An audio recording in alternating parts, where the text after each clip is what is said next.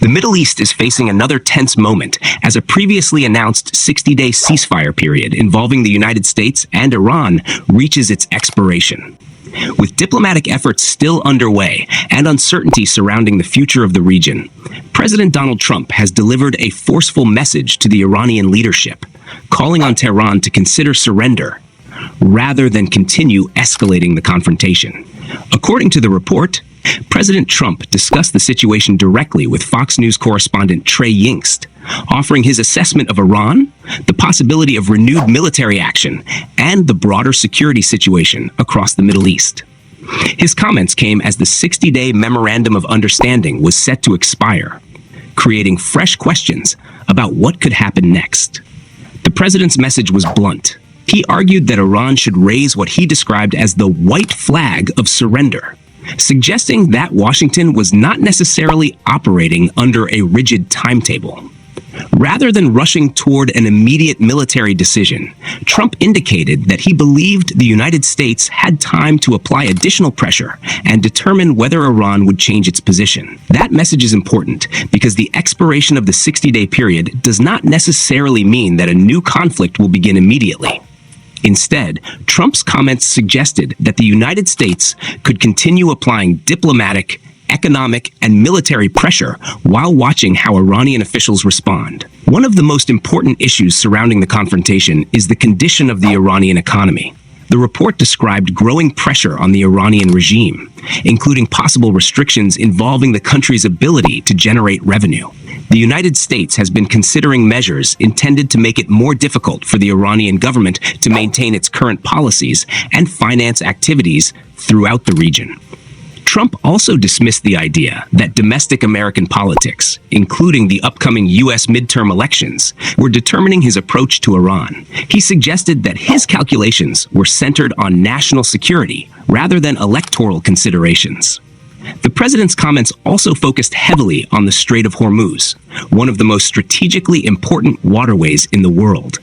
The narrow passage is critical to international energy markets because a significant amount of global oil and gas moves through the region. Any serious disruption could have consequences far beyond the Middle East, potentially affecting fuel prices, shipping costs, and economies around the world. According to the report, parallel discussions have been taking place between Iran and Oman concerning control and security around the Strait of Hormuz. Trump warned that if outside efforts interfered with the American position, the consequences could be severe. His remarks reflected the administration's determination to prevent the strategic waterway from being used as leverage against the United States or its allies. The situation surrounding the Strait of Hormuz is especially sensitive because Iran has historically regarded the waterway as a major source of strategic influence. For the United States and its allies, maintaining freedom of navigation is considered a critical security objective. Any prolonged disruption could quickly become an international crisis. Trump also addressed America's military capabilities in the region. He indicated that the weapons used so far represented only a fraction of the military resources available to the United States. His comments appeared designed to emphasize that Washington still possesses substantial military power should diplomacy fail. The president also criticized previous decisions concerning the distribution of American weapons systems. He argued that some advanced military equipment had been transferred to Ukraine during the administration of former President Joe Biden, leaving questions about the availability of certain systems for other global security challenges. Air defense was among the areas discussed. The Middle East contains several American military installations and allied facilities that could potentially face threats if tensions escalate. Protecting American personnel and regional partners remains a major concern for Washington. But despite the aggressive tone of some of Trump's comments, another important message emerged from his conversation with Trey Yingst: patience. Trump reportedly emphasized that he was not operating under a strict deadline. Although the 60-day period was expiring, he suggested that the expiration itself did not force the United States into an immediate decision. That distinction could prove significant as diplomats attempt to find a path toward negotiations. The Iranian leadership, meanwhile, has continued to project a very different public position. Tehran has historically resisted demands that it considers unacceptable and has frequently described American pressure as an attempt to undermine Iranian sovereignty. Trump characterized the Iranians as skilled negotiators and compared them to strong poker players. At the same time, he argued that the pressure being placed on the Iranian government was creating serious difficulties for the regime. One of the most significant revelations in the report involved communication between Washington and elements of Iran's Islamic Revolutionary Guard Corps, commonly known as the IRGC. Trump reportedly confirmed that a back channel exists through which American officials are communicating with Iranian officials connected to the hardline establishment. That revelation is notable because the IRGC has long been one of the most powerful institutions within Iran's political and military system. It has also been accused by the United States and other governments of supporting armed groups across the Middle East. The existence of communication channels does not necessarily mean that a diplomatic agreement is close. However, back-channel discussions can sometimes provide governments with a way to communicate during periods when official negotiations are difficult or politically sensitive. At the center of the dispute remains Iran's nuclear program. Trump made clear that, according to the report, his #1 priority is preventing Iran from obtaining a nuclear weapon. This objective takes precedence over other concerns, including the immediate impact of the conflict on fuel prices. This remains extremely important, however. Any escalation involving Iran could affect international oil markets, especially if shipping routes through the Persian Gulf or Strait of Hormuz are threatened. For ordinary people far away from the Middle East, these developments could eventually become visible at gas stations, in transportation costs, and through higher prices for goods that depend on global shipping. The crisis is also connected to several other conflicts and armed groups operating across the region. One major concern is the Red Sea, where attacks by the Iran-backed Houthi movement in Yemen have previously threatened commercial shipping. According to the report, Houthi forces launched multiple attacks during the previous week, including attacks involving missiles and drones. One port was reportedly struck heavily enough that commercial activity was temporarily halted. Such incidents demonstrate how quickly a regional conflict can affect international commerce. The Red Sea is one of the world's most important maritime corridors. Ships traveling between Asia and Europe frequently use the route because it provides a connection through the Suez Canal. When security deteriorates, shipping companies may be forced to choose longer and more expensive routes. That means a confrontation involving Iran does not remain confined to Iranian territory. It can spread through economic networks, shipping lanes, energy markets, and regional alliances. President Trump has also warned the Houthis against becoming directly involved in the wider confrontation. The group has become an important part of the regional security equation because of its ability to threaten ships and launch long-range attacks. Another major player is Hezbollah, the Iran-aligned organization based primarily in Lebanon. Hezbollah has a long and complicated history with Israel, and its involvement could potentially create another front if regional hostilities expand. Then there is Hamas in Gaza, which remains at the center of a separate but closely connected conflict involving Israel.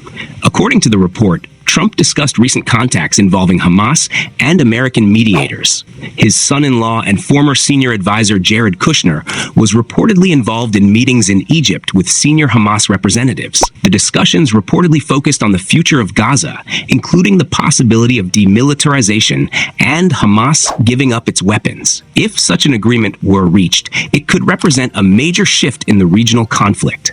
However, negotiations involving Hamas, Israel, the United States, Egypt, and other regional actors are extremely complicated. Trump reportedly said that Israel should avoid carrying out additional strikes in Gaza because he believed Hamas had agreed to lay down its weapons.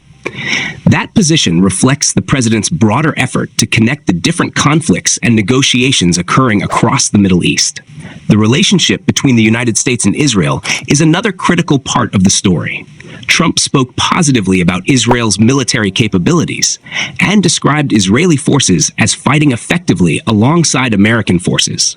He portrayed the two countries as close partners, with the United States taking the leading role in any major American combat operation, and Israel providing support.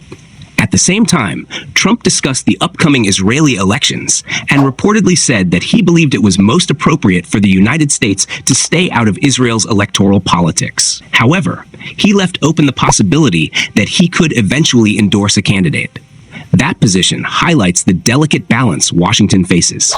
The United States has a close relationship with Israel, but American involvement in another country's elections can be politically controversial. The broader question is now what happens after the 60-day ceasefire period expires. The expiration creates a moment of uncertainty, but it does not automatically determine the next step. Diplomacy could continue. Economic pressure could increase. Military preparations could continue in the background, or negotiations could produce an unexpected breakthrough. The key issue is whether Iran is willing to return to serious negotiations and whether Washington believes Tehran is prepared to make meaningful concessions. Trump's comments indicate that he wants Iran to understand that the United States has significant military and economic tools available, suggests that the administration does not necessarily believe immediate military action is unavoidable. For Iran, the situation is equally complicated. The country's leadership must balance international pressure with domestic political expectations. Any concession to Washington could be portrayed by opponents as weakness, while continued confrontation could deepen economic hardship. The Iranian government also has relationships with armed groups across the region. These partnerships give Tehran influence, but can also increase the possibility that a conflict involving one actor could spread to others. That is why the Strait of Hormuz, the Red Sea, Gaza, Lebanon, Yemen, and Israel are all being discussed together. A major escalation in one location could trigger reactions somewhere else. For the United States, protecting American troops and maintaining freedom of navigation are likely to remain major priorities.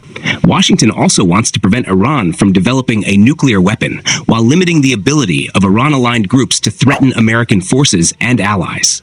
For Israel, the central concerns include national security, the threat from Iran, Hamas, Hezbollah, and other regional groups.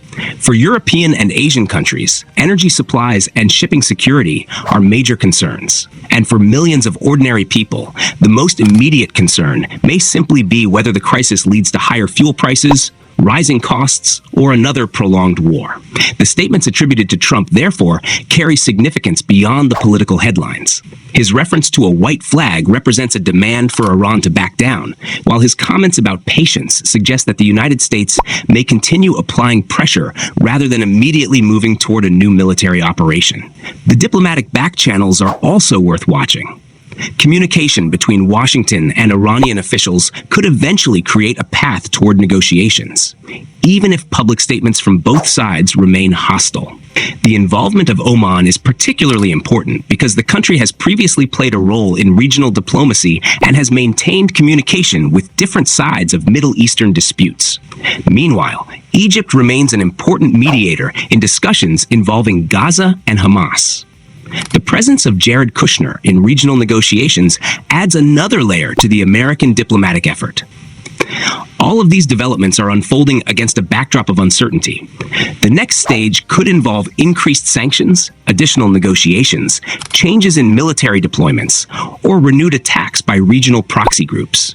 None of those possibilities can be ruled out while the situation remains unresolved. The expiration of the 60-day agreement therefore represents less of an ending than a new test. The question now is whether the pressure applied by Washington will convince Tehran to change course, or whether both sides will continue moving toward confrontation. President Trump's message is clear. He believes Iran should surrender rather than continue challenging the United States and its allies. But behind the tough rhetoric is a complicated diplomatic and military calculation involving nuclear weapons, energy security, shipping routes, regional alliances, and the possibility of a much larger conflict. As the Middle East watches closely, the coming days could reveal whether diplomacy still has enough room to prevent another major escalation. For now, the message from Washington is that the United States believes it has time, resources, and options. The response from Tehran will determine what happens next. And with the Strait of Hormuz, the Red Sea, Gaza, Lebanon, Yemen, Israel, and Iran all connected to the broader regional crisis, the consequences of the next decision could reach far beyond the borders of the Middle East.